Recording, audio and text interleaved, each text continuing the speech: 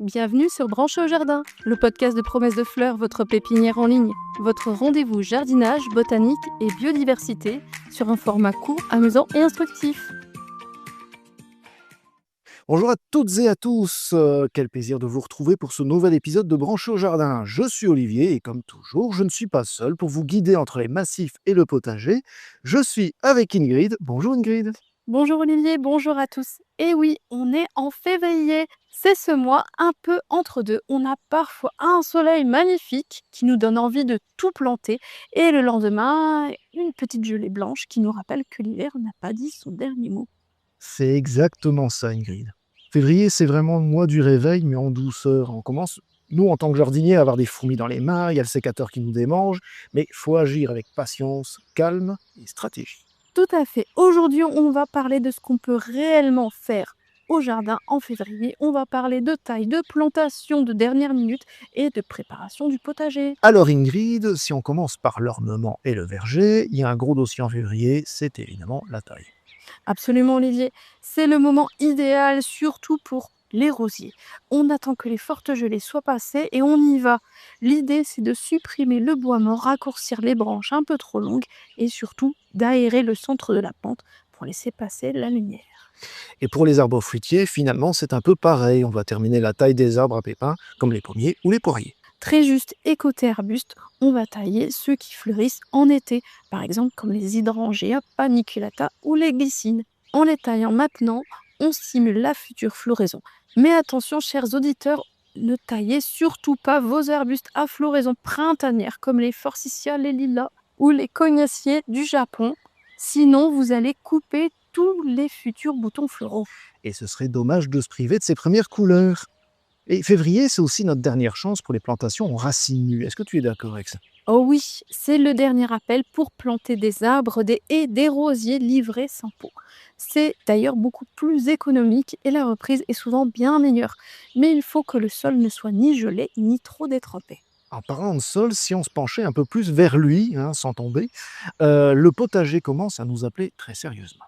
Ah oui, le potager, c'est là que la tentation est la plus forte. Mais attention Olivier, règle d'or en février, on ne piétine pas une terre gorgée d'eau, sinon on asphyxie le sol pour toute la saison. Exactement. Alors moi, personnellement, j'utilise surtout une biofourche pour aérer sans retourner la terre, et j'en profite pour répandre un bon compost ou un petit peu de fumier déshydraté en surface. Et pour ceux qui ont vraiment hâte de semer, on commence par faire ses semis au chaud. N'est-ce pas Olivier? Oui, derrière une fenêtre bien exposée ou en serre chauffée, on lance les tomates, les poivrons, les aubergines, etc. Elles ont besoin de temps et de chaleur pour démarrer, donc c'est le bon moment pour démarrer. Et en extérieur, si le temps le permet, on peut tenter les plus rustiques. Par exemple les fèves, les pois gourmands ou même quelques radis sous un voile d'hivernage. Sans oublier de mettre à germer nos pommes de terre. On va les installer dans une cagette à la lumière, au sec, pour qu'elles commencent à germer. Février, c'est aussi le mois pour affûter les lames des sécateurs. On huile les manches en bois et surtout on désinfecte les lames à l'alcool. On ne veut pas transporter évidemment les maladies de l'année dernière sur les nouvelles pousses de cette année. Vérifiez aussi votre tondeuse maintenant, parce qu'en mars, les réparateurs vont juste être débordés. Et n'oubliez pas la faune du jardin. En février, les réserves de nourriture naturelle sont au plus bas pour les oiseaux. Or, certains commencent déjà à nidifier. On continue donc de les aider en remplissant les mangeoires et surtout on leur donne de l'eau propre non gelée. Et ils nous le rendront bien toute cette année en régulant certaines petites bêtes, pucerons, chenilles, au printemps. Et puis quel bonheur aussi de voir les premiers personnages ou les crocus sortir de terre, la floraison des saules aussi. Tout ça, c'est le premier buffet pour les bourdons qui se réveillent parfois un peu tôt. Et en parlant des insectes, ils sont encore pour la plupart endormis dans les tiges creuses des plantes vivaces, comme par exemple les coccinelles.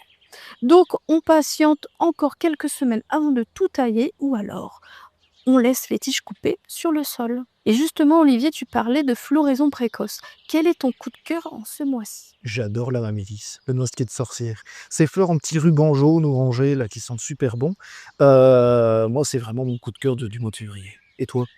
Et moi, je reste fidèle au mimosa. J'adore ces petites fleurs jaunes éclatantes. Alors, on résume pour nos auditeurs et auditrices. En février, on taille les rosiers et les fruitiers à pépins, on prépare le sol du potager sans le tasser, et on lance les premiers semis au chaud pour les tomates, les aubergines et les poivrons. Et on garde un œil sur la météo. Merci à tous de nous avoir écoutés. On se retrouve très vite pour un prochain épisode de Branchés au jardin. D'ici là, portez-vous bien et surtout, restez branchés au jardin. C'était Branché au jardin. À bientôt pour de nouveaux podcasts sur le jardinage et la botanique. En attendant, découvrez d'autres articles et vidéos sur notre site promessesdefleurs.com.